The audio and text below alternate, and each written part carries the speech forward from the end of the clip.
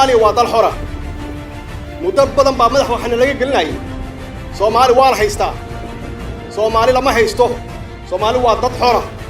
waa dal xora annaga loo baahan yahay inaan la imaanno wixii aan caalamka kula tartami lahayn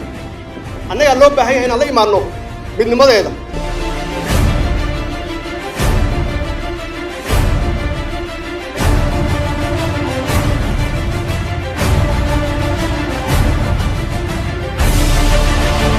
Soomaaliya waxay diyaar u tahay wadan walba oo caalamka ah inay la jaanqaado oo ay la saaxiibto oo aan naloo tilmaamin wadankan la saaxiibi lahayn iyo wadankan la culoobi lahayn taasna